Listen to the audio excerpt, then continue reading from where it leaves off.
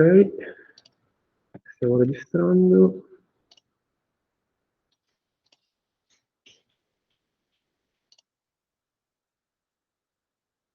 Ok, vedete lo slide da casa? Sì, sì. Partiamo? Okay, so today we will study a very peculiar quantum system, which is the neutral chaos system, the K0, K0 bar system. We will see that it is an interesting system because these two objects actually mix together in a quantum mixing way. And this will bring us to the introduction of CP violation in weak interactions. Okay. All right. So okay. So as we study already in the hadron chapter, the K0 and K0 bar are members of the JP0 minus meson octet. Okay. So they sit here and there in the meson octet. And together with the charged counts, they are, of course, the lightest hadrons carrying strength work. Okay. Now, the two are experimentally distinguishable because they can be produced in two different reactions, which have also different threshold energy. So they produce the K0, you can use a pi minus proton, and then you produce the K0 in conjunction with a lambda baryon. To produce the K0 bar is a different reaction. We know three objects in the final state. So it is produced together with a K plus and a proton using a pi plus proton collision at a higher threshold energy, 1.5 GeV. Not only, they can also be distinguished through the different interaction with matter, so different interaction with the target nuclei. So first of all, they produce particles with opposite strangeness, okay, because one is a ds bar, the other is an sd bar object.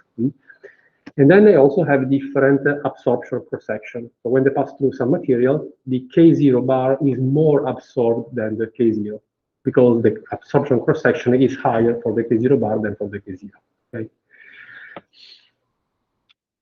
Now, being the lightest strange hadron, they can only decay through the weak interaction, of course. And in particular, it is observed that both the K0 and the K0 bar decay into either 2 pions or 3 pions. So both can decay into 2 pions, and both can also decay into 3 pions. Now, this is in principle fine, but this would not be possible if the K0 and the K0 bar were CP eigenstates, because the 2 pion system and the 3 pion system are eigenstate of CP with different, actually opposite eigenvalues. Okay. So in other words, since we observe simultaneously that both chaos decay into 2 pions and into 3 pions, they cannot be CP eigenstates. Okay. Now, let me spend a few additional words about the charge conjugation operator that we studied already quite some time ago. So, as we know, the charge conjugation operator transforms a particle, okay, even if it is electrically neutral, into the corresponding antiparticle. Now, this is a delicate point, however, because after the application of the charge conjugation operator, for instance, a baryon transforms into the antibaryon or a lepton into the antilepton. And so the baryonic number and the leptonic number are not conserved upon application of the charge conjugation operator. So in other words, the charge conjugation operation does not correspond to a physical process because it would violate baryonic number and leptonic number. Okay? And as a consequence, a complex phase phi must appear in the wave function. Okay? So essentially, to do things properly, formally properly, when you apply the charge conjugation operator to your state, okay, it's not just changing the sign of the charge, but you have also to multiply by this complex phase. Now, the phase is unobservable, and so there is, of course, a freedom to play with it, and in particular, it is conventionally chosen to put it, so this phi angle, either equal to 0 or to pi. And once you do so, of course, the only thing that you get here is either a plus or a minus sign.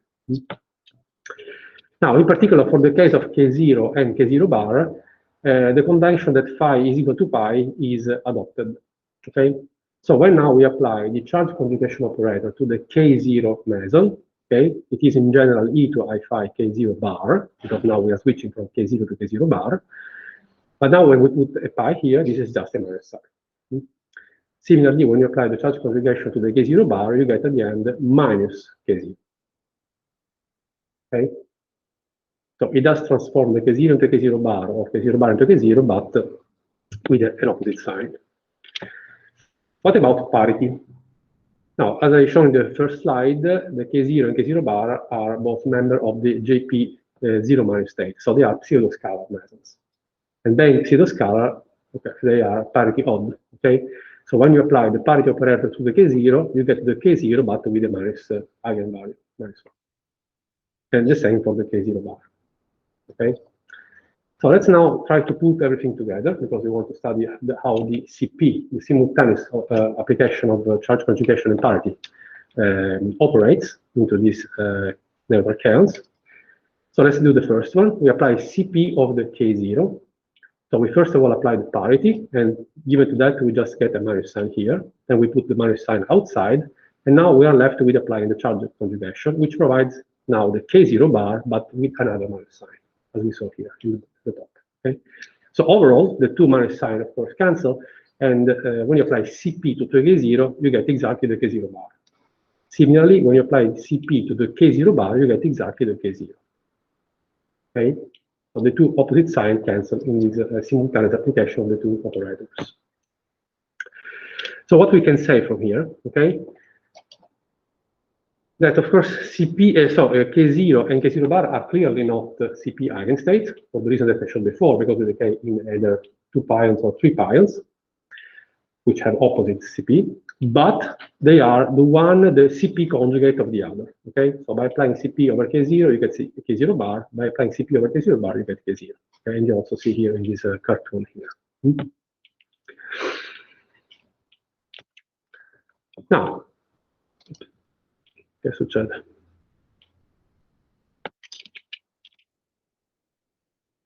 Okay. So far we learned two things. First of all, that the K0 and K0 bar are not eigenstate of CP, and second, that they are actually CP conjugate. Okay, you can switch from one to the other by applying simultaneously CMP. Then what are now the CP eigenstates for the network chaos? So these are two new objects that we will call K10 and K20. Okay? And in fact, the only way that the K0 and K0 bar can both decay into 2 pions or 3 pions is that they are indeed combinations of these two CP eigenstates, K01, K02. So in other words, we can rewrite the K0 as this linear combination of the K1 and K2 with a plus sign, and the K0 bar with this different linear combination with a minus sign, where now K01 and K02 are now CP eigenstate. In particular, K01 is eigenstate of CP with eigenvalue plus 1, and so it is the K01 component of the K0 that decays into 2 pion, and K02 is the CP eigenstate with eigenvalue minus 1, and so it is the K02 component of the K0 on the K0 bar that decays into the 3 pions. Is that clear? Okay, so in other words, the K0 and K0 bar are a mixing of these two CP eigenstates. Okay, and so the fact that they can both decay into 2 pion, 3 pion is because either one component or the other can decay into 2 pion, 3 pion because they are CP eigenstates. All right. Of course, we can also invert these two relations here. So we can now also write down the K01 and K02 as a linear combination of the K0 and K0 bar. Okay, this will be useful later on. So the combination with the plus sign of the K0 and K0 bar gives us the K1, which is the eigenset of CP with the eigenvalue plus 1, and the opposite for the other combination with the minus sign. Now, we are not done yet. So we have defined the K0 and K0 bar. We saw that they are a combination of the two CP eigenstates, K01 and K02. But a crucial point here is that the K0 and K0 bar, okay, they are eigenstates of the strong interaction, and they are labeled as either flavor eigenstates or even just strangeness eigenstate, but they are not mass eigenstate. What does it mean? This means that they are not eigenstate of the free Hamiltonian, and so they have no defined value of the mass and a defined value of the decay time. This is where quantum mechanics enter strongly in our discussion. Okay, this is pretty much the same discussion we did already for the weak interaction for quarks. Okay, for the weak interaction, because the flavor quark states up, down, and strange do not correspond to the weak eigenstate. And then we were, thanks to the Khabib hypothesis, we were forced to introduce these quark doublets with UD bar and CS bar, if you remember. Okay. Now, it is essentially the same thing here, analogous. So the K0 and K0 bar are strong interaction eigenstate, but they are not mass eigenstate. Okay, so they don't have a defined mass and they don't have a defined lifetime. And so we have now to introduce these mass eigenstates. Okay, and the mass eigenstate of the neutral kaons are denoted as K short, Ks, and K long, Kl. Okay. And this K long and K short propagate as linear combination of the K0 and K0 bar, and now they have a well-defined mass and a well-defined lifetime.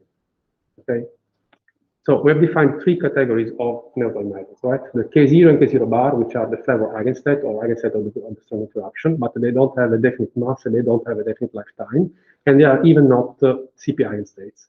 Then we define the K01 and K02, which are the CP eigenstates. And then we define now the mass eigenstates, which are the K long and K short. Okay, it's a bit complicated, but of course, all together they are all interconnected altogether. Now, as I said, the K short and K long have a definite mass. Okay, and they are essentially the same mass. So the difference in mass between the K long and K short, that we call delta M, is extremely tiny, 10 to the minus 12 MeV.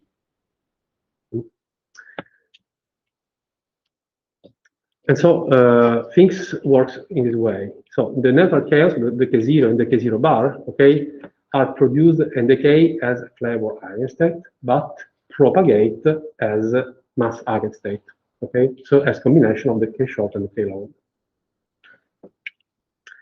Why do we call them K short and K long? Well, these of course refer to the very different decay time.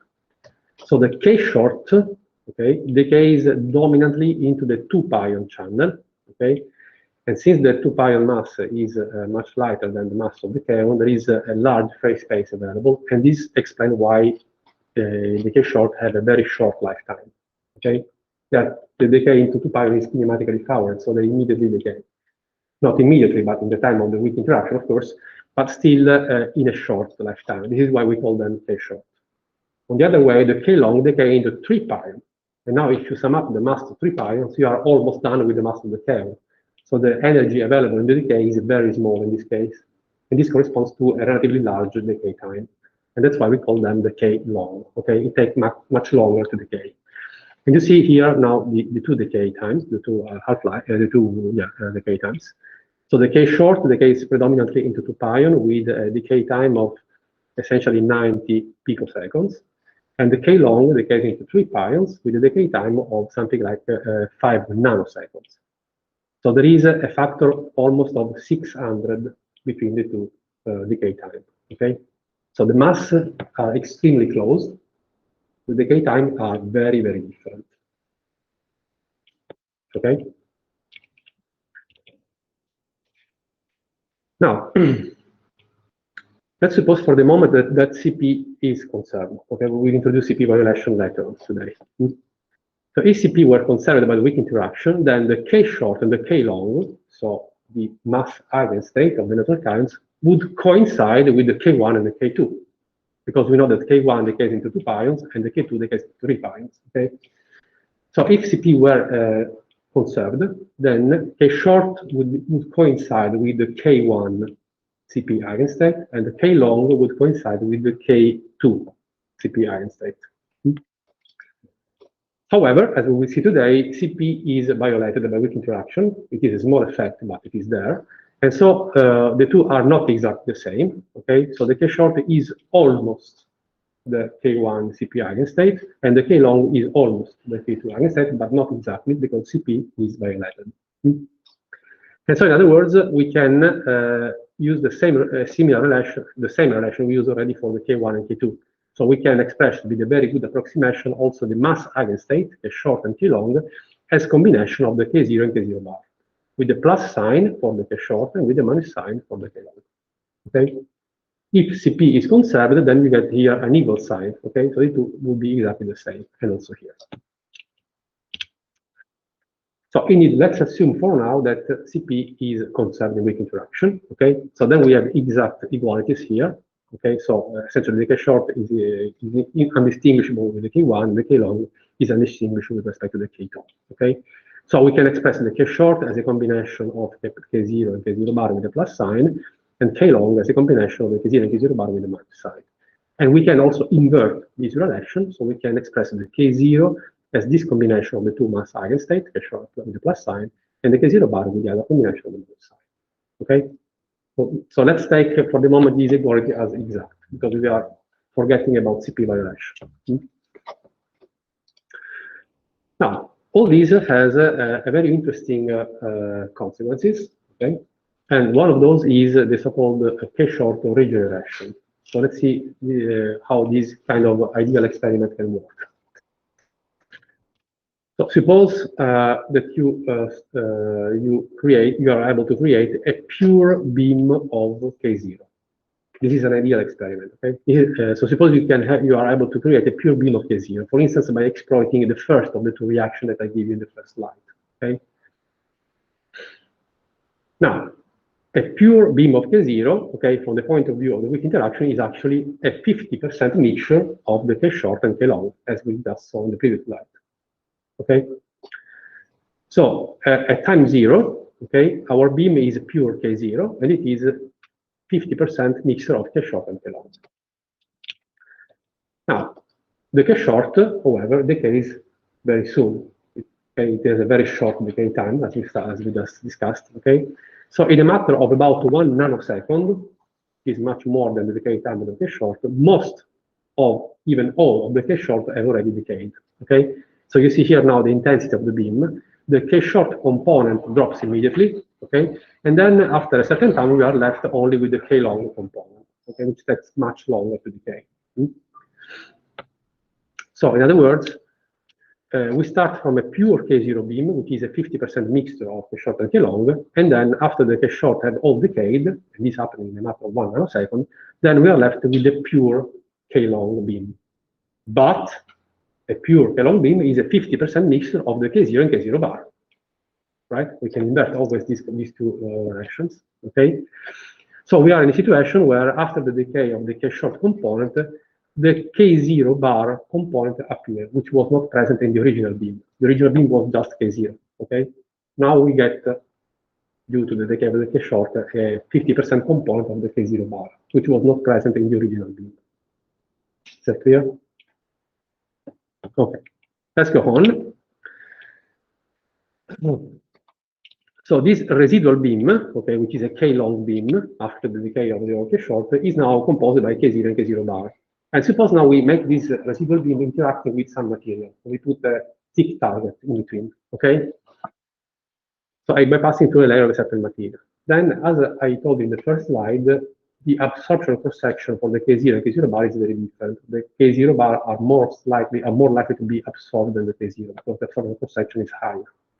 So if your target material is thick enough, okay, then you result in a condition where at the end all the K0 bar component is absorbed into the material and you're left only with the K0 component at the end. Okay? Suppose that you make this target thick enough that all the K0 bar are absorbed here. So at the end you have a very small intensity beam, but purely K0. However, again, a K0 is a 50% mixture of K short and K long. Okay, and so the K short, okay, they were all decayed in the first nanosecond, are now regenerated. Beautiful, right? Now, this is just one aspect, an interesting aspect of this intriguing quantum system, but there is much more that we can say about this. Okay? So let's now introduce indeed formally the oscillation between the K0 and K0 bar and see how these quantum systems oscillate between these two states. Okay. So in general, virtual transition between a charged electron and its antiparticle, for instance, electron into positron, okay, is of course forbidden by charge conservation and also by electron number conservation. Okay, so this cannot happen. Similarly, a virtual transition between a baryon and its antibaryon cannot happen. So a transition between a proton and antiproton would violate the charge conservation and also baryonic number conservation. Okay, so these two things are impossible in nature. However, if your system is a neutral meson, okay, and it has a neutral antimeson, then the transition between the neutral meson and the neutral antimeson only requires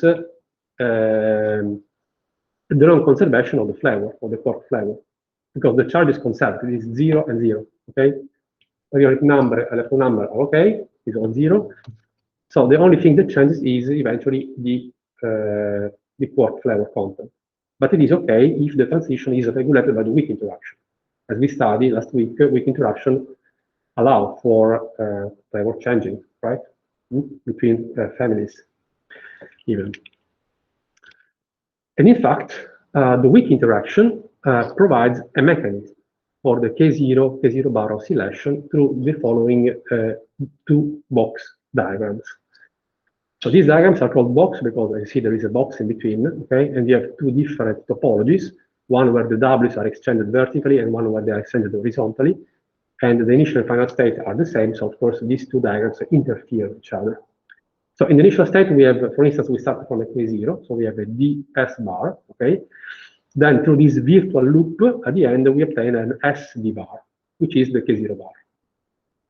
Okay, and similarly, we can obtain through this other interfering diagram. Okay, so this is a way that weak interaction provides for making the K0 and K0 bar oscillating each other. Now, to be okay, to complete the discussion, since the strangeness of the K0 is +1 because it contains an S bar quark, and the strangeness of the K0 bar is -1 because it contains an S quark, then this oscillation corresponds also of a strangeness oscillation of 2 units. So delta S is equal to, okay? And so this K0 bar oscillation is also known as the strangeness oscillation set, okay? So you switch from +1 to -1, -1 +1, etc. Okay? Now, because of the K0 and K0 bar mixing, okay, a neutral kaon that is produced at the beginning as a pure K0 will, of course, develop a K0 bar component in time, okay, because the two systems are oscillating. Okay, so you produce a pure K0 system at the beginning, but then the system evolves in time. So at a certain time, you get also a K0 bar component due to the mixing. And we can write this in the proper way. So essentially, the neutral kaon wave function at the time t is actually given by the superposition of the K0 and the K0 bar components, where alpha t and beta t are time-dependent probability amplitudes. So let's now derive formally the probability to find a K0 at a time t, starting from a pure K0 beam, and for the moment, assuming that Cp is conserved. So we will assume here the exact equality that I showed before. The short corresponds to the K1, so to this combination of K0 and K0 bar, and the same for the K long, and then you can, of course, invert the two rows. Okay? So these are our ingredients, and let's now derive formally the way the K0 and K0 bar system oscillates.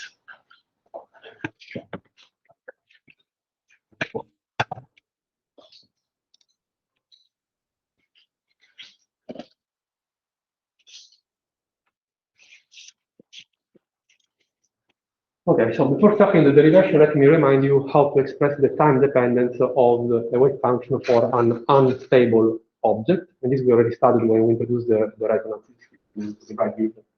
So in general, the time dependence of a wave function can write as okay, is 0, and then we have an exponential to the minus I t.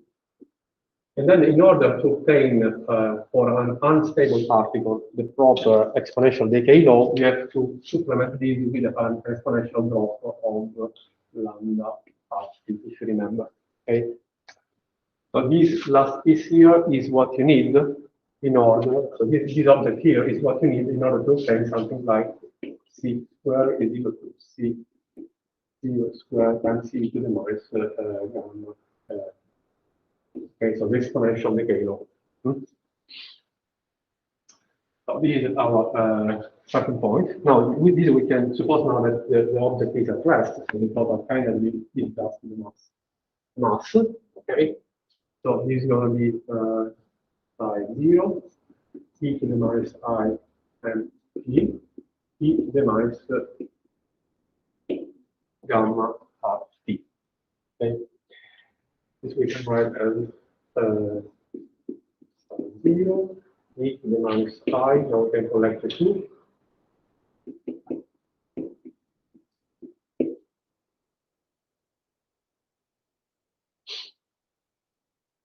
And we can write in a compact way as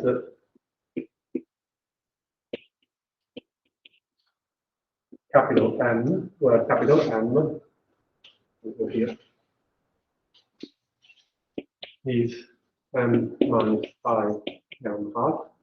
And of course, the complex conjugate will be M plus I gamma half.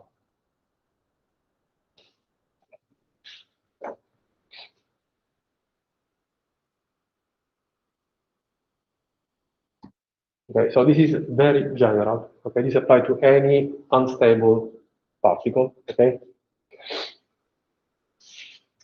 Now let's use these formulas for our case. So for the upper chaos of oscillation system. So suppose that at the time t equals 0, okay, we are able to create a pure K0 beam. Okay. So the quantum state will be K0 at time 0. Which is just a combination of the K long and K short.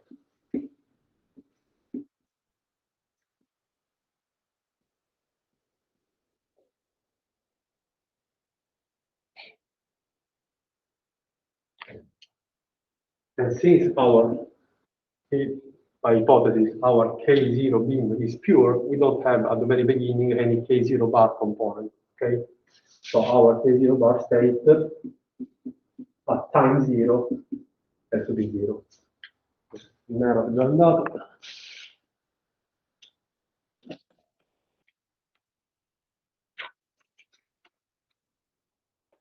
Now, let's now consider a time t greater than 0, okay? So as time evolves, of course, the K short and the K long start to decay into 2 piles and 3 piles, okay? So we have to take into account their time dependent now, okay? So the K short at the time t is given by the K short at the time 0 times e minus I ms t. Okay, so we're using these formulas here, where ms is the mass of the K short mass eigenstate minus I, the decay width of the K short divided by 2. Okay? And similarly for the K long.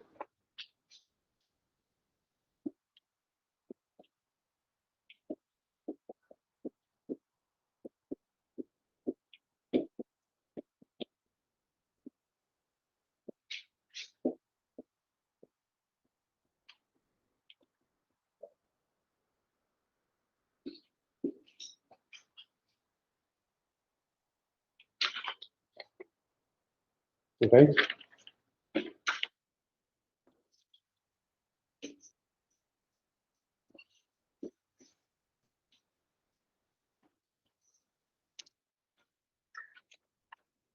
So let's now consider the K0 at the time t. Okay. So what we have to do is now to substitute these two objects here inside, right? So this is 1 over 2. Che non si può lavorare così comunque. Perché uno deve andare a litigare per dei problemi che non te li danno lo stesso.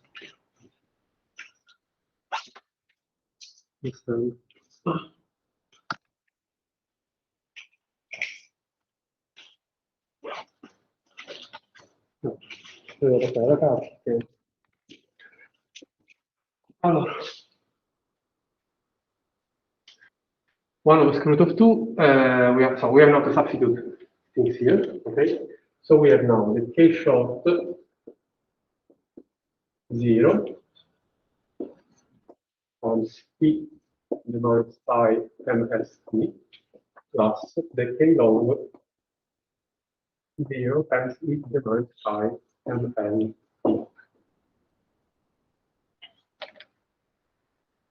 Okay. Now let me remind you in quantum mechanics that the intensity, okay, is given by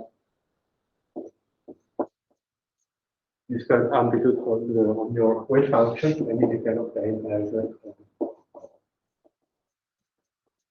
in general. So let's apply now this to calculate the intensity E I of the K0 beam at time 0. And so this is by definition K0 star at time 0, K0 at time 0. And this must be 1, okay? Because by hypothesis we are starting with the pure K0 beam.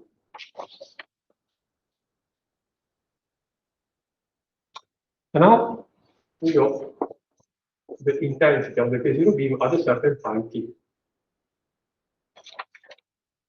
And so we need K0 star d, K0 t.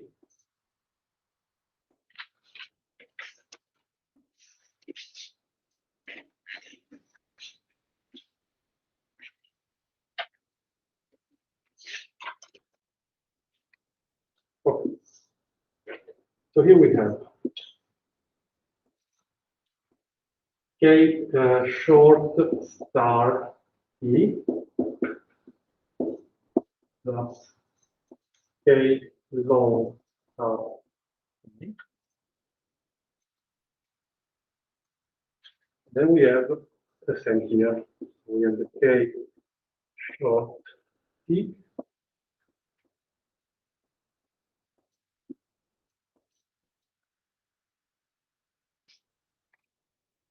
okay. So we express now the K0 and the combination of K short and K long as usual, okay? The 50%. Now let's take now all the products here. Okay, so this is going to be 1/2. So K short star. Oh, sorry, let's first now put the full expression of all these objects here, okay? So the K star short 0 times E to pi ms star E. This is the first piece here, okay? Plus the K long star 0 times E to pi m long star E.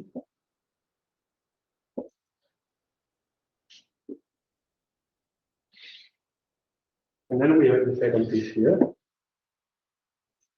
K short 0 times I to the minus I and st plus K long 0 times e to the minus I and n. Okay, so we put the full time dependence of each component. And now we take all the products, okay? So this is 1/2. So let's start from the pure terms.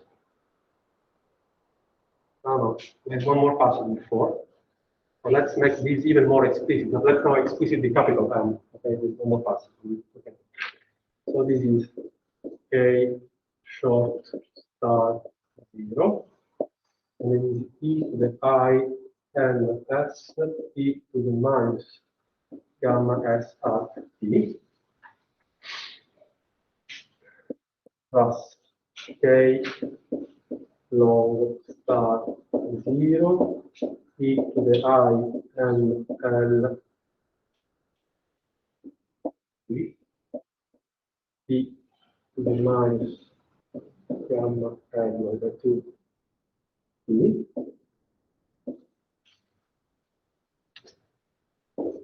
And now so this is now k short 0 and e almost minus I n s e and starting minus gamma s e plus the last one k log 0 e to the minus I n l e to the minus gamma l out.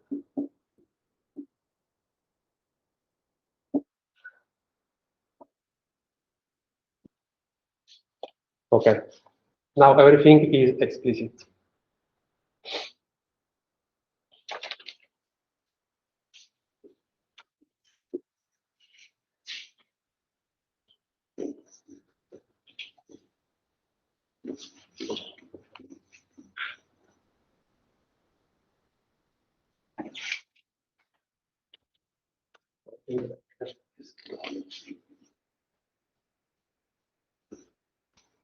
Okay. So now we are ready to take all the cross products. Okay. So we start from the pure terms, so K short with K short, and K long with K long, and then the two mixed products. Okay. So this is I A0 at the time t. This is, we are just continuing above. So this is 1/2. And now we have K short star 0, K short 0. Now, these two exponential terms cancel each other. There's a minus sign here and a plus sign here. So it's just one. So we are just left with the this times this, which is the square of this. Okay, so we get rid of the factor of 2 with the numerator. So we are just left with e to the minus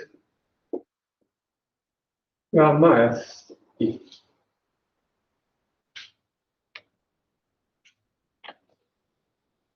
Okay, so this cancels with this, and these two, the product give us just gamma s. Now we do the same for the other pure terms, so the k long. So this is plus k log star 0, k log 0. Also, in this case, the two exponentials cancel, first one, and the second one multiply each other. So this is just the e to minus gamma l t. Okay, and now we have the mixed terms. Plus. So the first one is the k short star 0 with k long 0. And now we have to take into account all the exponentials because they don't cancel anymore. So this is e to the minus ml minus mst e to the minus 1/2 gamma s plus gamma l t. And the last cross product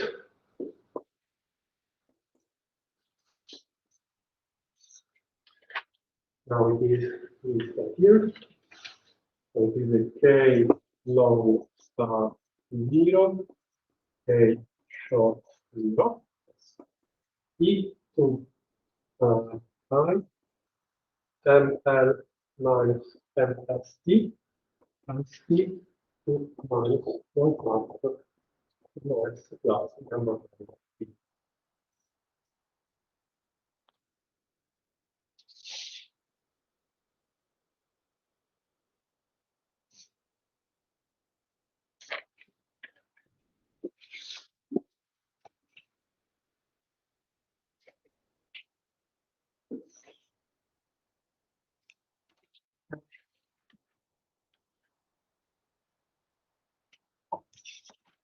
Now, let's compute these objects separately. 1, 2, 3, and 4, and see what is their value. So let's start from the first one. K short star 0. K short 0. Now, the K short we can always write as a combination of the K0 and the K0 bar, if you remember. Okay. So this is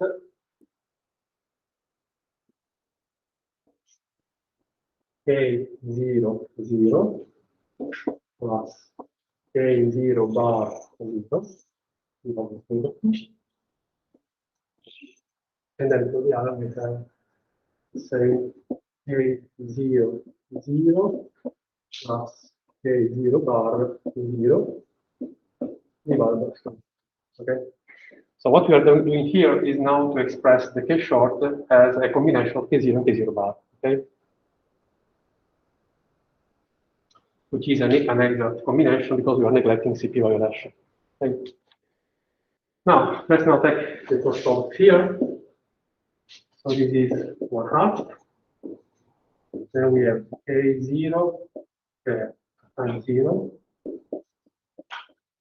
K0 times 0, plus K0 times 0, K0 bar times 0, plus K0 bar times 0, K0 times 0, plus K0 bar times 0, K0 bar times 0.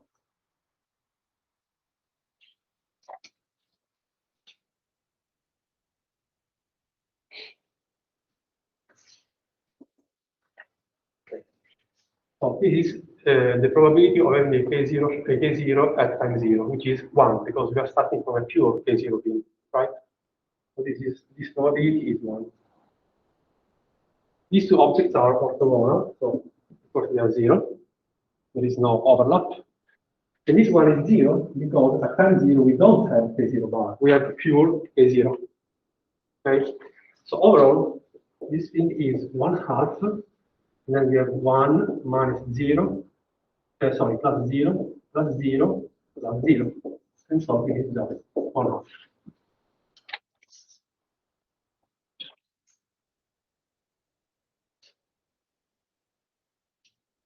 Okay? And then you can check yourself as an exercise by doing the same reasoning that also this one, and this one are also 1/2. Okay? Check yourself.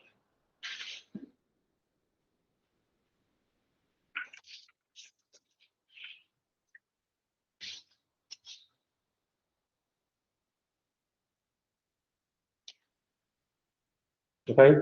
So we can now substitute 1/2 here, here, here, and here.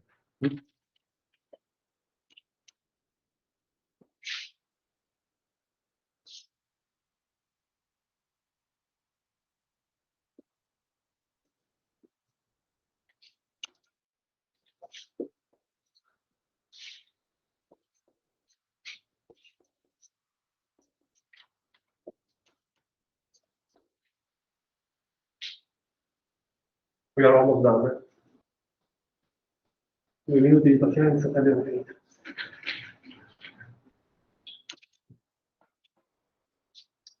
Now, this we can call as delta M.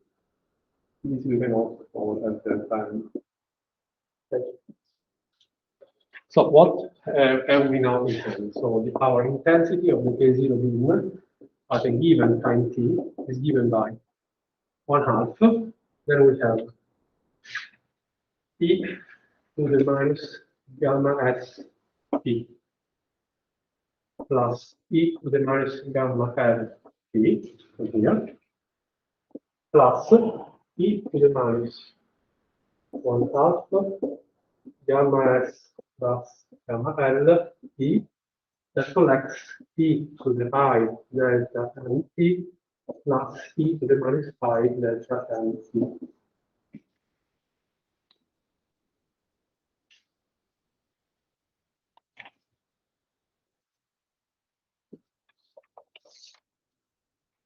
Okay. Now, last thing here we can apply now the Euler equation, or Euler formula, if you like. So at the end, you obtain 1/4 e to the minus gamma st plus e to the minus gamma mt plus e to the minus 1/2 gamma s plus gamma mt times, when you apply the Euler formula, this is just twice the cosine of delta m t.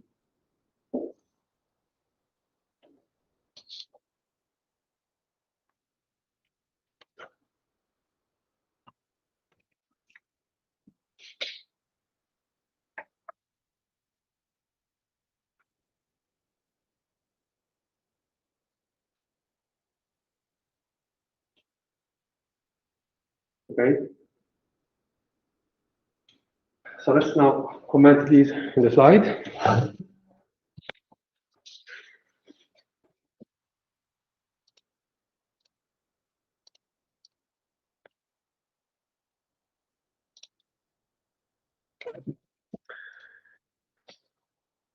So the probability to find a K0 at a time t starting from a pure K0 beam is given by this relation here. So the probability, okay, to get K0 starting from a K0 beam is the intensity of the K0 at the time t divided by the intensity of the K0 at the initial time, which is 1. Okay. So it is just the intensity of the K0 at the time t which we derive in the whiteboard. Okay. So this is the expression and actually the time evolution of this probability. Okay. What about the probability to obtain a K0 bar starting from a pure K0? Okay, one can repeat this algebra and obtain this result where the only difference is a minus sign here. So it's a plus sign and minus sign in the mixed term. Okay. Now let's try now to understand physically what is happening here. Okay, what is the meaning of all these algebra here? So we have essentially two exponential dump here, okay, with time, and then we have an oscillating term. So to illustrate the meaning of these probabilities, let's simplify our life and suppose that these two objects, the K0 and K0 bar, are stable. Okay, so we assume that the decay time is infinite, and so the decay width is 0. Okay, just to show you how the oscillation works. So when we put now in this hypothesis, simplifying hypothesis, that the decay width of the K short and K long are 0, okay, the exponential becomes just 1 here. Okay. So you can recollect things and you apply some trigonometric formula, and at the end you get your probability goes like the cos square of delta m t divided by 2. And the other probability, the one to find the K0 bar starting from the pure K0 beam, is goes with like the squared sine of delta m t divided by 2. Okay. So how can we understand this? So at the time 0, at the very beginning, we started with the pure K0 beam. Okay. So the probability to obtain a K0 at time 0 is of course 1 by definition, and the probability to get a K0 bar at time 0 is 0, must be 0. Okay. Now, time is evolving. Okay. So in other words, the K long and K short component are decaying. Okay, things are happening. At a certain time, where t is equal to pi divided by delta m. Okay. If you put here now t equal pi divided by delta m, you obtain the cosine of pi divided by 2, 90 degrees, okay? And the sine, the square of 90 degrees. So at this specific time, the first component goes to 0, okay? So we don't have any more any K0 in the beam, and we have a full beam of K0 bar, okay? So we had a full oscillation between the pure K0 beam and now the pure K0 bar beam, okay? Now let's continue, let's allow time to pass still.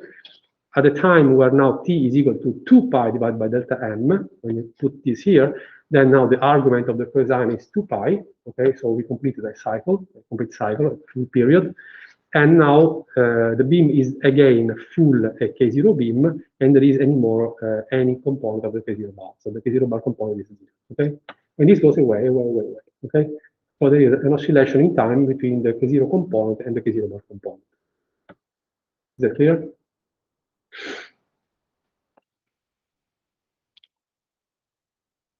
Now, of course, this was a simplifying assumption, okay? just to simplify our formulas and getting rid of these two additional exponentials here. So assuming that the K0 and K0 bar are stable particles. Of course, they are not. Okay, they decay into their components, decay as K long and K short. Okay, and so at the end, taking into account also the decay of the K long and K short component, what happened is that the beam intensity exponentially decreases as in a damped oscillatory phenomenon. So we still have the oscillation between the K0 and K0 bar, but the intensity is decreasing exponentially because these two guys are decaying. And the intensity decreases exponentially, but the oscillation frequency remains the same because it only depends on delta M, okay, which is the difference in mass between the two mass eigenstates, the K short and the K long, which is fixed, okay?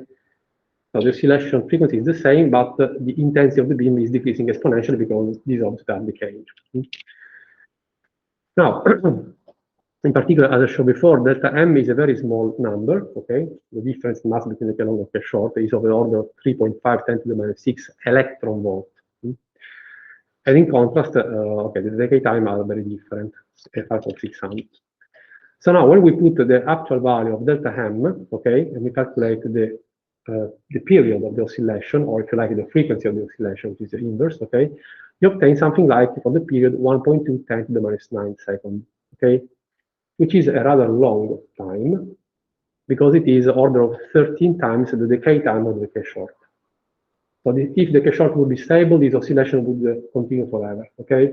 But the K short decays, okay? And decays much more rapidly than the period of the oscillation.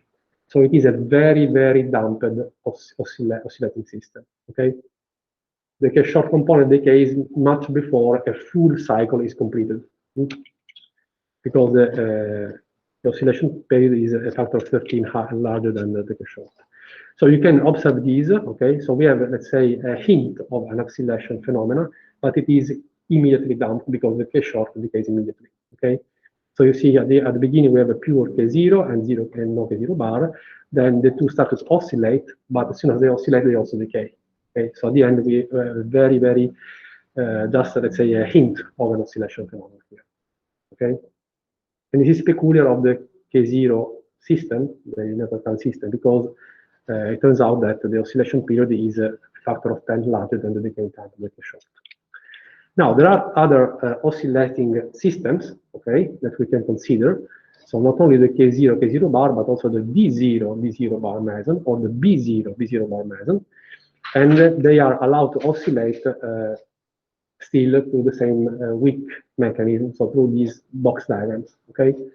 So for the D0, we start with a CU bar system, and then through the box, at the end, one gets U, C bar, and again, okay? And the same for the B. So we start from the B0, which is a DB bar, we obtain then a BD bar system. And there is another interesting oscillating system that is the B0S into B0 bar S, where B0 is now an SB bar meson, and the B0 bar is a BS bar meson, of course. Why I'm telling this? Because the LXCB experiment, just a couple of months ago, in April, 1 month ago actually, published these incredible results, okay, about the oscillation pattern between the B sub S0 and the antiparticle B sub S bar. So indeed, what you see here, okay, here you have the decay time, okay. In blue, you have the B0S component. In red, you have the B0 bar component, okay. And you see that in this case, they have a lot of time to oscillate. You can also zoom this rectangle here. You see how perfect and beautiful is the oscillation pattern in this case, okay? The reason for that, so that you can really appreciate the full oscillation phenomenon here, is that in this case, the period of oscillation is only 20% of the decay time. In the other case, it was, in the current case, it was 13 times larger. In this case, it's just 20%. So the system has a lot of time to perform its oscillation before it disappears at the end, okay? In particular, they published this value for the delta MS value, which is the difference in mass between the mass eigenstate for the B sub S mesons, order of 18 inverse picoseconds. Okay. Okay. Okay, let's make a short break. or maybe let me. Okay, let's take a break. That's fine. So we'll resume after 10 minutes.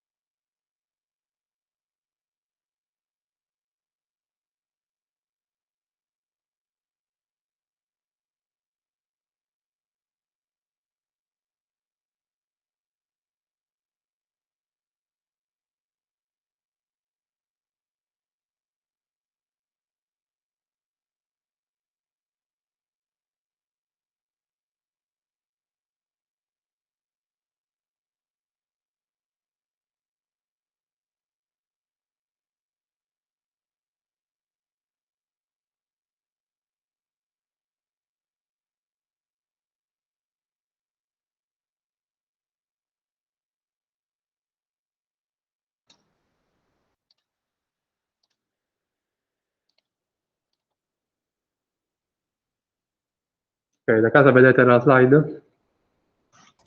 Sì, lo vediamo. Okay, so let's start again.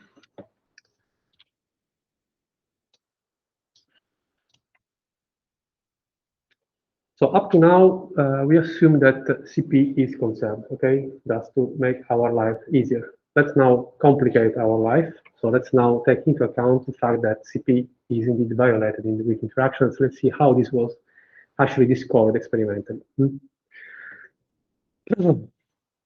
So our assumption that the K short coincides with the K1 and the K long coincide with the K2, okay? This has to be put into dubs after the discovery of the CP violation. So the crucial experiment that revealed the violation of CP in weak interaction was performed in 1964 by Cronin and Fix and collaborator, okay, who got the Nobel Prize for it. So they performed a crucial experiment. So they start with a pure K0 beam of 1 GeV/c momentum, and this was injected into a very long vacuum tube, order of 15 meters, okay? Now, the K0 beam is a mixture of K short and K long, and the K short decays right immediately, okay? In a matter of 1 nanosecond, you essentially don't have any K short any longer, okay? So in other words, the K short component decayed all in the first meter of the tunnel of the tube, okay? It has a path of 6 centimeters, essentially, okay? A C tau 6 centimeter in the laboratory. And so at the end of the tube, people was expecting to have only K long, and so people was expecting to observe only decays into 3 pions. Okay? This was the expectation based on CP conservation. However, what they found was something different. So they observed at the end of the tube that the K long could also rarely decay into 2 pion systems, either pi plus pi minus or pi 0 pi 0. Okay? And the probability for this to happen, it was measured to be in the order of 2 per mil. Okay? So in 2 Ks per mil, the K long actually decays into 2 pions, so violating CP. Or in other words, the K long cannot coincide with the K2 CP eigenstate. Otherwise, this was impossible. Okay. So this unexpected result was indeed the first experimental proof of CP violation in weak interaction, and this means that the Hamiltonian of weak interaction is not invariant under CP transformation. Okay, so the eigenstate of the weak Hamiltonian are not simultaneous eigenstate of CP. Or said in other words, the K short and the K long do not coincide with the CP eigenstate K01 and K02, but are given by specific combinations of them.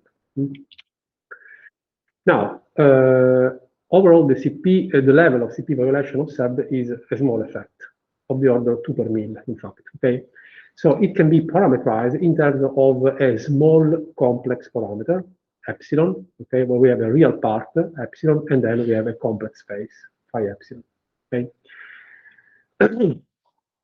And so we can now, in view of the CP violation, express now the K short as a proper combination of the K1 and K2. So the K short is not exactly K1, but it does have a small contamination of K2. Okay, because the epsilon parameter is small. Similarly, the K long is not exactly K2, but it also includes a small contamination of K1. Okay. Now, since epsilon is small, of course, the two are pretty much similar, but not exactly the same. Now, as usual, we can also express the K1 and K2 as combination of K0 and K0 bar, so we can express now in the proper way the K short and K long in terms of this proper combination of the K0 and K0 bar, which takes into account CP violation through this small epsilon parameter. Okay. Now, of course, if you now set epsilon equal to 0 everywhere, you obtain exactly the previous assumption, okay, that the K short is identical to the K1 and the K long is identical to the K2, okay? So in other words, epsilon represents the degree of CP violation, okay? It is, as I was mentioning, a small parameter, and this reflects the fact that CP is indeed a small effect of the level of 2 per mil, indeed, okay? So since the effect is small, okay, and we neglect this effect in our derivation of the mixing of the oscillation between K0 and K0 bar, the previous derivation is still valid to a very good approximation, okay, because the effect is very small. It is there, but it is small. So what we did before was essentially approximating epsilon to 0. So how can we now understand the Fix and Cronin experiment? Okay, the Fix and Cronin experiment is understandable now in view of this mixing between the where the K long is now a mixing of the K2 and the K1. Okay, so we have indeed a dominant component, which is the K2 CP eigenstate, which decays into 3 pi, and this was expected. But there is also a small component of the K1, which is the one responsible for the decay into 2 pions. Okay, you can also see here in this cartoon here. So the K long is essentially K2, but with some small contamination of K1, which allows for the decay into 2 pions. Now, CP violation in the K long decay occurs through the mixing of the flavor eigenstate, the K0 and K0 bar, and it arises because the matrix element, or the probability, if you like, for the oscillation between the K0 to K0 bar is slightly different than the matrix element for the oscillation, for the opposite oscillation, from the K0 bar to the K0. Okay. So this so-called CP violation in the mixing occurs because at the end these two oscillation probabilities are not exactly the same, okay, but they are slightly different. And this kind of CP violation is called CP violation in the mixing, or also indirect CP violation. And we can generalize this concept. So more in general, indirect CP violation arises if the oscillation probability of a given meson M to its antimeson M bar is different from the probability of the inverse oscillation, so from the antimeson to the meson. Okay, so if this difference is observed, then this generates indirect CP violation. Okay. Now, how can we measure this experimentally? Okay, so the relevant experimental observable for studying CP violation in the neutral kaon system is the so-called CP asymmetry. Okay. So essentially, what you do is to construct an asymmetry, okay, where the ingredients are the probability for the decay of the K0 bar produced at time 0 into 2 pions, and the probability of the decay of the K0 produced at time 0 into the same final state, into 2 pions. Okay, so we have the minus sign in the numerator and the plus sign in the denominator, and so at the end you construct an asymmetry in this way. Now, the important point is that due to the mixing, so the crucial point actually, due to the mixing, okay, that we studied in the blackboard between the K0 and K0 bar, the probability that a state which is produced at time 0 as a pure K0 or is produced at time 0 as a pure K0 bar, this will decay into 2 pion system, this will evolve in time as a consequence of the oscillation between the K0 and the K0 bar. Okay, so these probabilities are not fixed, but they change in time as a result of the oscillation between these two objects. Okay, and to be more quantitative, if you take, for instance, the first ingredient of the asymmetry, so the probability that the K0 bar produced at time 0 decays into 2 pion, this has a clear time dependence, which is essentially given by the expression that we had before, which indeed relies on the K0 K0 bar mixing. Okay, so we have the two first dumps, experimental dumps here. Then we have the oscillating term, okay, as we had before, essentially. But now, of course, all this is corrected by the possibility of CP violation. So we have this epsilon parameter into the game now. Okay. Now, so this is the theory. Okay, so theory tells us that this probability for the decay should behave like this. Of course, we can parameterize this. Okay, and the way it is done is to parameterize this asymmetry. Okay, as a term which depends on the real part of the epsilon parameter, and then an oscillating term whose amplitude, AT, is given by this object here. So it depends on the decay width of the K short, the decay width of the K long, and also the epsilon parameter, so the CP violation degree, the degree of CP violation, okay? And then in the argument of the cosine, so in the oscillation frequency, okay, in the argument of the cosine, you have the complex part of the epsilon parameter, Okay, so this is what theory tells you. Okay, if you treat the K0 K0 bar as a quantum system, oscillating quantum system, and also account for CP violation, and this is how you can parameterize your CP asymmetry. So what people did here, so the first measurement of the CP asymmetry was done at the CP-LIAR experiment at CERN. Okay, so you see here, for instance, the hills of the decay for the K0 produced at time 0 into 2 pi, and the K0 bar produced at time 0 into 2 pi. Okay, and the two are indeed not exactly the same. Okay, so there is an exponential dump versus time, and then we have some hint of oscillation pattern here. Okay, so each of the two is translated into the ingredient of the asymmetry. Okay. Now, when you put everything together into the asymmetry formula, okay, these differences are, of course, highlighted, and your asymmetry would look like this as a function of time. Okay, so you put essentially this probability into the formula, and then when you plot now the CP asymmetry versus time, you get this clear oscillation pattern. Okay, and now what you can do is that you can fit your experimental data, which are at the point, with this parameterization for the time-dependent CP asymmetry. Okay, and by fitting the data with these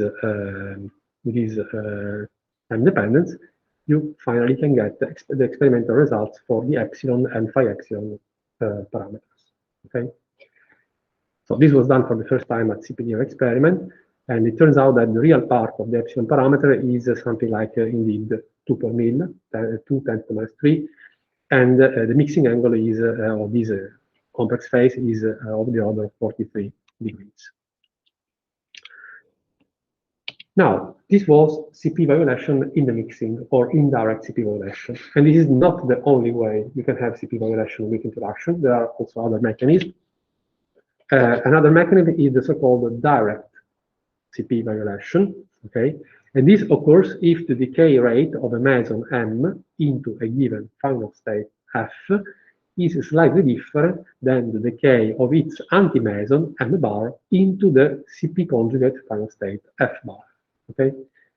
So if the two are not equal or slightly different, then this is another way to measure CP violation, or another mechanism that provides CP violation with interactions. And then, and this is the direct CP violation. And then one can actually observe situations where both mechanisms, direct and the indirect, come into the game altogether. And this is the case where the probability that the meson decays into a final state is different than the probability that the anti-meson decays into the same final state. In this case, we have both contributions, the indirect and the direct CP violation altogether. So how can we now measure the direct CP violation? Okay, for the kaon sector. So the way is to measure these kind of ratios. Okay, so in the numerator is a double ratio actually. In the numerator you have the probability for the k long to decay into 2 pi 0, divide the probability for the k short to decay into pi 0, or divide by the probability for decaying into pi plus pi minus. So this guy here that can be measured experimentally, we can just call eta 0 0, and this guy there in the denominator we can call just eta plus minus. Okay, and then one can show that in a power expansion this is at first order approximation given by 1 minus 6 times the ratio of these two parameters, where epsilon is the parameter that quantifies the indirect CP violation, the one in the mixing, and epsilon prime is a new parameter that instead quantifies the direct CP violation. So in other words, through this ratio, by measuring this quantity, one can invert this formula and obtain, okay, the ratio of these two parameters. This was done by the 1948 experiment at CERN and by the KT experiment at Fermilab, okay? And what they found, so they essentially inverted this formula and they extracted the real part of the ratio between these two parameters as a function of what they could really measure, okay, so this ratio of decay probabilities, and they found that this ratio, so epsilon prime divided by epsilon, is order 1 per mil, okay? So to summarize, the indirect CP violation is a very small effect of the order of 2 per mil, and the direct effect is 1 per mil of the indirect. So it is a very, very rare effect. Okay, very, very suppressed effect for the case of K-short, for the case of network ends. Okay. So for the case of K0, the K0 system, the main contribution to CP violation is the one from the mixing. Okay, the direct CP violation is suppressed by 3 order magnitudes. Now, there is an important point here I want to make about still CP violation. And for this, let's consider now the leptonic decays. Okay, so consider the decay of the K long into either pi minus and then lepton neutrino, or pi plus and then lepton antineutrino. Okay, so because these are opposite charges. Okay, for instance, positron and electron neutrino and electron antineutrino. So the K long can decay in both channels because, as usual, it is a combination of K0 and K0 bar. So it is the K0 component that decay in the first mode, and the K0 bar component that decay in the opposite mode. Okay, so that's why you can observe both decays starting from the K long. Now, if you look now at this formula here, okay, which is the one that we derived before, so let me go back. Right here. Okay.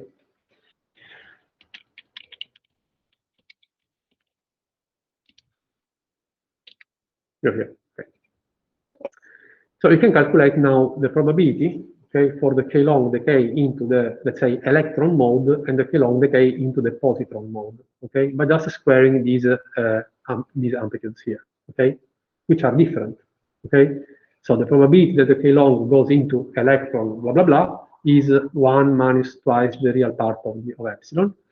The probability that the K long goes into positron, blah, blah, blah, is 1 plus twice. So the two are different. That's the point I want to make here, okay? And they are different, but they would be exactly the same if CP were conserved, because if CP is conserved, epsilon is 0, and the two would be exactly the same, okay? So you see now there is a link between the CP violation phenomenon, okay, and the fact that the decay of a certain particle into, for instance, electron or positron is different.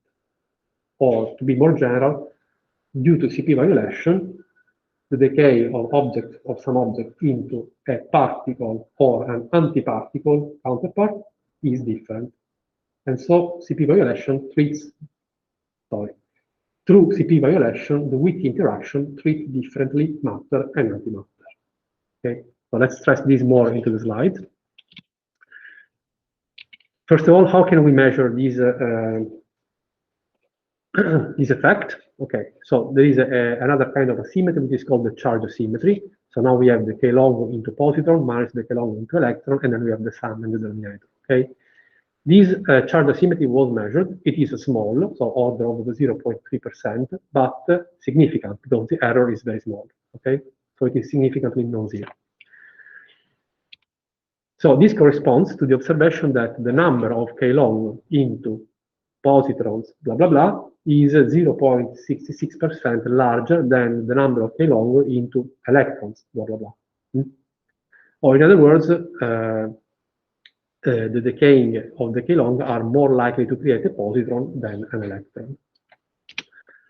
And this important result can be generalized, as I was saying before, by saying that the production rate of a particle and its antiparticle is slightly different in some weak decays if CP is violated, which is indeed the case. Now, this is a small effect, it is 0.7% something, but if you now look at the CP violation in the B meson sector, then you observe much, much stronger effects, okay?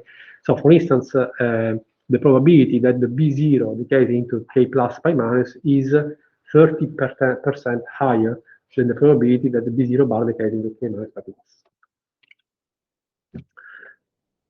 And so, why all this business is important? Because through CP violation, weak interaction indeed treat differently matter and antimatter, and this fact makes CP violation the best candidate to explain the present matter-antimatter asymmetry in the universe. We will come back to this later. So in other words, we have a mechanism in the standard model, which is CP violation with interaction, that can provide the asymmetry between the matter and the antimatter observed in our universe. So it's a small effect, but it is fundamental from the cosmological point of view, as we will see. Now, so far was all about the kaons. Of course, CP violation was also observed in other neutral mesons, so also in the B mesons, okay, on the BS mesons, for instance, okay. And these observations were made at the beginning of the 2000s, mainly by the two B factory experiments, Babar in the United States and Bell in Japan. Similarly to the neutral kaon sector, okay. Also in this case, the B mesons. So the flavor eigenstate B0 and B0 bar do not coincide with the mass eigenstate. Okay, exactly the same thing. Okay, so the B0 and B0 bar are actually combinations of the mass eigenstate, which are in this case called B light and B heavy, BL and BH. Okay. Why? Well, also in this case, the mass eigenstate, the B heavy and B light have a different mass, but the difference is very, very small. Okay, 10 to the minus 10 MeV. Okay, still different, but differently from the neutral kaon sector. Now also the decay time are extremely close. For the kaon sector, there was a factor of 600 between the decay time of decay short and decay long. Here we have essentially a difference of the order 10 to the minus 12, so of the order 1 picosecond between the heavy and the light mass eigenstate of the B mesons. Now, also in this case, we can express the mass eigenstates, so the B light and B wave, as a combination of the two flavor states, the B0 and B0 bar, although this is done in a different way and through a new parameter which we call beta, okay? Where beta turns out to be one of the three internal angles of the unitary triangle that we introduced last time through the CKM matrix. We will come back to this in a moment. Now, from the experimental point of view, now, of course, this is more complicated to study CP violation in the B meson sector, because the Kroll-Ficht experiment exploited the fact that the decay time of the decay short and decay long is very different. So they put a long tube, they allow the decay short to decay, and then at the end, they just study the decay long component. In this case, you cannot do that because the decay time of the two are extremely close, okay? They just differ by 1 picosecond. So there is no way to separate the two components as was done for the neutral kaon sector, okay? So in this case, a different strategy is needed to study CP violation in the B meson sector, okay? And in particular, the observation of CP violation in the B sector was first found by studying the time evolution of decay rates of B0 and B0 bar to a common final state, okay? So this was as I showed before, the case where you have both direct and indirect CP violation, okay, the mixed case. So indeed, what people observed already at the B factories 20 years ago is that the decay of the B0 into J psi K short is different than the decay of the B0 bar into J psi K short, into the same final state, slightly different. So also here you can construct your CP asymmetry, okay, by putting in the probability for these two decays, which are not the same. Otherwise, you would get 0 in the numerator. So your asymmetry is actually sizable, okay, goes like up to 30–40%, okay, and so you get your pattern here as a function of time. Okay? And this is the way indeed the CP violation was measured also in the B meson sector. Nowadays, so 20 years later from the first measurement, thanks to Bell, Babar, and also LXD experiment, there is now a rich spectrum of B channel where the CP violation has been observed with a significance higher than 5 sigma, okay? So fully established. Then very recently, so only 2 years ago, okay, the LXD experiment has observed for the first time also CP violation in the sector of neutral B mesons. So for instance, they observed that the decay of the D0 and D0 bar into K plus K minus is slightly different. This is a CP mirror. So the two, you see here in the cartoon, the two are not exactly the same.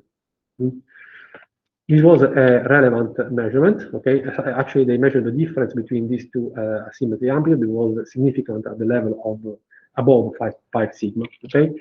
And this was the first observation of CP violation in system containing only up-type quarks, so the up and the child. Before was only through the strand and the bottom, okay? Now, the standard model predicts this CP violation also for the up-type quarks. but the effect is predicted by standard model is very, very small, order 10 to minus, even 10 to minus 4. And so it was an experimental challenge to make this measurement, but now we have also these results, okay? And the results are consistent with the standard model predictions. So here you see essentially the story of parity and CP violation with interaction. So we started, if you remember, with the experiment of Madame Wu in 1956 with the discovery of parity violation and with interaction with the cobalt nuclei, carrying beta. Then 1963 is the time where Cabibbo provided the mixing matrix for the first 3 flavors. 1964 is the year of the Cronin and Fichte experiment, where the CP violation was first observed in the Kelm system. 1973, the Cabibbo matrix was extended to the 3rd family, so to the 3×3 CKM matrix by Kobayashi and Moskawa. Okay. 2001, the first measurement of CP violation in the B meson sector, and today, so 2 years ago only, the first measurement of CP violation also in the D meson sector. Okay. So how is CP violation encoded in the standard model? As we mentioned last week, it is encoded through the CKM matrix. Let's see in which way. Okay. So in the standard model, CP violation in the weak interaction of hadron is accounted for by the complex phase delta that enters some of the terms of the Cabibbo-Kobayashi-Moskawa matrix.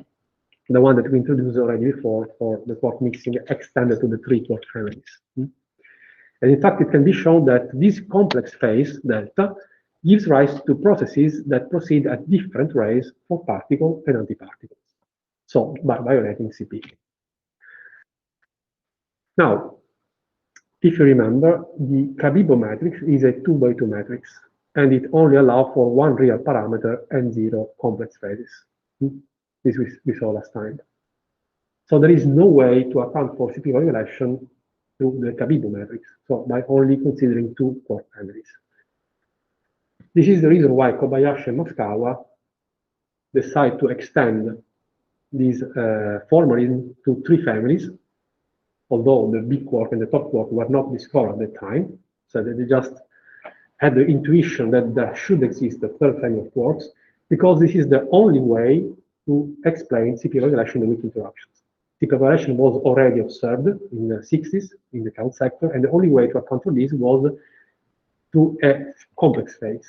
And the only way you get a complex phase is to extend from 2×2 to a 3×3 matrix. Okay?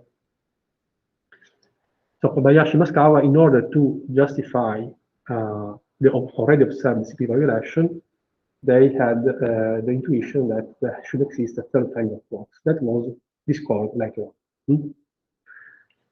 And let me also tell you that this is the reason why Kobayashi and Moskawa got the Nobel Prize and Cabibbo didn't get the Nobel Prize.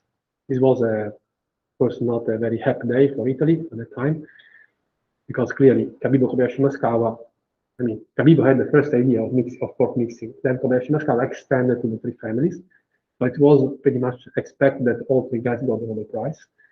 This was not the case at the end. There was a lot of polemics about this, of course, and the motivation from the Nobel Committee was that, okay, Cabibbo did the mixing, but full stop. He had not the intuition that in order to explain CP, you have to extend to 3 families and so to enlarge the matrix. This was the merit of Kobayashi and Moskawa only, so that's why they only those 2 got the Nobel Prize. Very unfortunate for us. So, as I showed last time, the CKM matrix can also be parameterized in a different way in terms of new set of new 4 parameters in the so-called Wolfenstein parameterization, okay, where now the parameters are alpha, lambda, rho, and eta. There is a power expansion, so we can neglect the higher orders. And now the CP violation is encoded in this eta parameter, okay, which is of course related to the delta parameter in the standard representation, and also to the epsilon CP violating parameter in this way, okay. So the epsilon CP violation parameter is related to this eta parameter here, to this relation. And so a measurement of a non-zero value of epsilon, so a measurement of CP violation, in other words, implies that eta must be non-zero, okay? And provides also an experimental constraint on the possible values of parameters, not only eta, but also rho, which both constrain the unitarity triangle in the complex plane, as I showed you last time. And we will see this in a moment. So in other words, the values of rho and eta, okay, that enter into the Wolfenstein parameterization of the CKM matrix, today are relatively well known, thanks to precise measurement of CP observables by several experiments, especially in the B meson sector, okay? So for instance, the oscillation between the B0 and B0 bar depends only on the beta parameter, as I showed before, which is one of the angles of the unitary triangle, okay, in the complex plane. And so today, phenomenologists can also perform global fits, taking information from all the possible experiments. So experiment on CP violation on the Keown sector, on the B meson sector, now also on the D meson sector. So we have information on epsilon, on beta, on delta MD, and delta mass, etc. And through global fits today, we have a rather precise determination of these two parameters, the rho and eta, which are two of the four parameters of the CKM matrix. Okay, and defining rho and eta corresponds to have a relatively well-defined unitarity triangle in the complex plane.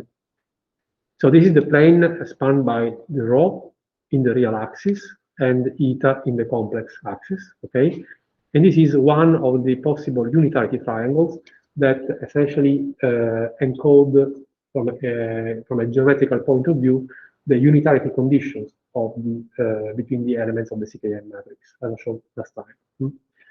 So essentially you have three sides and three angles that you can only fix experimentally. And all these colored bands that you see here, these are constraints coming from different types of experiments, okay? And the crucial point is essentially to fix the position of this vertex here, because when you fix the position here, you are also fixing the value of eta, okay? And so you are fixing the amount of CP violation. It is all interconnected here, okay? So we have, for instance, this yellow band, green band are mainly experimental results on the measurement of the frequency of oscillation from the in the B mesons. This is the B sub S, and this is the B. Then we have results from sin to B to beta, okay, from the B factories, etc. Okay, many experimental constraints here. We have also information from the Keown here. This is the CP violation from the Keown sector. Altogether, okay, the idea is to restrict this parameter space and try to fix as much as best as possible the unitary triangle in this complex plane. Okay, and now we are pretty close to that. Okay, so our precision is now, you see here, we have only this uncertainty here essentially on the upper vertex. Okay. Why is it important all this effort? Because indeed, measuring precisely the amount of CP violation in the standard model is a fundamental ingredient for understanding the CP for the matter-antimatter asymmetry in the universe. And let me come now to this. So, if CP were an exact symmetry of nature, then of course the law of nature will be completely identical for matter and antimatter. Okay, there is no other reason in the standard model to have a difference in treatment between matter and antimatter, apart from CP violation.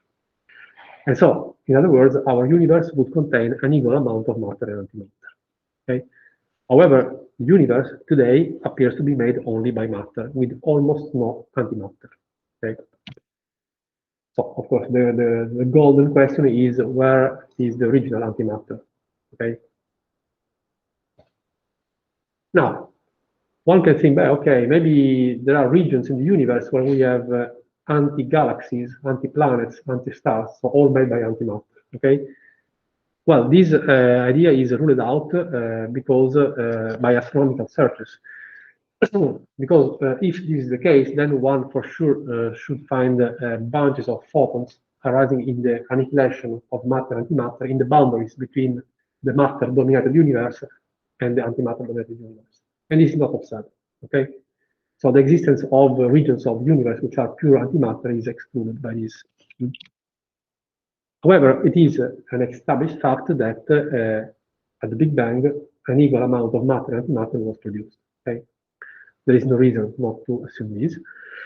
So it is established that in the early universe, when the thermal energy, kT, was large compared to the mass of the hadrons, there was an equal amount of matter and antimatter, so of baryon and antibaryon. Okay, so in the very early stage of the universe, it is reasonable to assume that the number of baryons was the same as the number of antibaryons.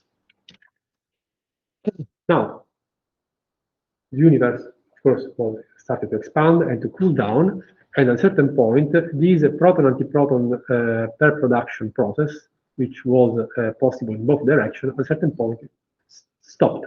Okay, because there was no energy anymore available once the universe was cool enough, right? This is called the thermal freeze-out, okay?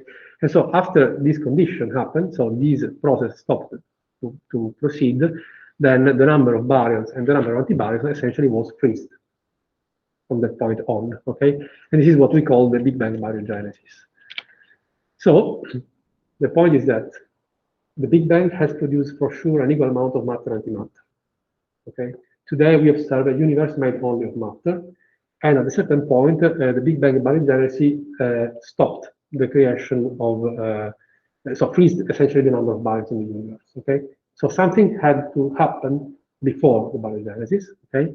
So the predominance of matter over antimatter in the universe is believed to have arisen in the very early stage of the universe, before the Big Bang baryogenesis. Otherwise, you can still get a dilution of this effect, and most likely before or even during the quark-gluon plasma phase. Okay, so before the formation of protons and neutrons or hadrons in general. That means in the first microsecond of the universe, within the first microsecond of the universe. Now, in the absence of CP violation, one expects under thermal freeze-out that essentially there is no anymore baryons and no anymore antibaryons. So the number of baryons and antibaryons is totally negligible, 10 to the minus 18, compared to the number of photons. This means that if there were no CP violation in the early stage of the universe, then all the amount of matter would have annihilated with all the amount of antimatter. And today our universe would be just essentially given by radiation. The universe given by only by photons. Okay. Of course, we know that this is not the case. And in particular, the prediction based on the observed relative abundances of the light isotopes during the Big Bang nucleosynthesis that occur in the first 3 minutes of the universe, okay, after the Big Bang, favor a huge baryon-antibaryon asymmetry. So indeed, what we observe today is that there are essentially no antibaryons, and the number of baryons is only 1 part per billion of the number of photons. Okay, so there is indeed, this is what we observe today, indeed a huge asymmetry between baryon and antibaryon. So to make things clear, okay, this kind of asymmetry that we observe today would have been aroused, could be possible if, suppose we have now 2 armies that are fighting each other, the antimatter against the matter, okay? So the asymmetry that we observe today, so 1 part over 1 billion, can only be understood if in this battle between matter and antimatter, okay, so in this huge annihilation process that occurred in the early universe, the 2 armies were not perfectly symmetric, okay? So essentially, for every 10 to the 9 antibaryons in the universe, there had to be 10 to the 9 plus 1 baryon, which at the end survived the annihilation process, okay? And so the sum of these surviving baryon in this huge annihilation process is what makes our universe today, okay? We are just the remnant of these tremendous annihilation process between matter and matter, okay? And this, of course, requires a small but non-zero matter-antimatter asymmetry at the beginning. Otherwise, there would be no universe at all, okay? Only radiation. So CP violation is a necessary condition to explain the observed matter-antimatter asymmetry in the universe. Now the question is CP asymmetry in the standard model sufficient to explain this matter-antimatter asymmetry? It is not. So at present, all present results are consistent with the CKM matrix being the only source of CP violation in the standard model. Okay, so the only way you can allow CP violation is through this eta parameter in the CKM matrix in the standard model. Now, despite the phenomenological success of the mechanism, okay, and also the theoretical framework, which was pretty well, the amount of CP violation in the standard model is not sufficient, okay, to explain the observed matter-antimatter asymmetry in the universe. So there have to be additional, still unknown sources of CP violation. And the search for these new sources of CP violation is, of course, one of the main challenges of present particle physics. Okay, it is an extremely relevant point. We don't understand why our universe is like we see here. And these studies involve the decay of mesons, but also the measurement of the electric dipole moment. So the EVM we studied in the very beginning, if you remember, it is a permanent asymmetry between the positive and negative charge in elementary particles. Okay, this is predicted by the standard model to be very, very small due to CP violation. Okay, but there are many other models, for instance, supersymmetry models, left of work, etc., that would allow for a much higher, larger effect. Okay, so there's people searching for these in many laboratories in the world, and if you observe something that is larger or much larger than you expect from standard model, then you find a new source of CP violation. That's why the search for the electric dipole moment of elementary particle is so crucial and so important nowadays. But it is not the only sector. The other important sector where one can discover new source of CP violation is neutrino oscillation. Neutrino oscillation we will study next week. In particular, as I will show next week, recent results on the neutrino physics seem to indicate that the new sources of CP violation can also occur in the lepton sector. Okay? So not only in the quark sector, which is mediated by the CKM matrix, but possibly also in the lepton sector, okay, which are parameterized in a different matrix, as I will show next week. Okay. Okay. I think that's it for today. Okay. Questions? Yes, Professor, I have a question. What I don't understand is why is the eta parameter only on the VUB and the other one, is it the VTU members of the CKM matrix? Yeah, VTD, sorry. Because that's a good question. You have to look into the more general the composition of the CKM matrix, where this delta parameter actually occurs in 5 different matrix elements. Okay, so it is only when you perform this approximation, which is the Wolfenstein parameterization, so you make a power expansion into the small lambda parameter, and you neglect all the other order, that the delta parameter only occurs here. I cannot answer. I mean, I don't know why it is here and not there. This I actually don't know. This is what the results after the you apply this power expansion. Okay, but in more general, the delta phase, which is responsible for CP violation, enters in 5 different elements of the CKM matrix. Okay, because for the K, for example, you need the V. Is it the VCS?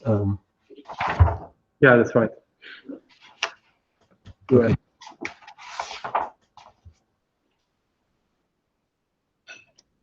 Okay. So if there are no other questions, see you tomorrow.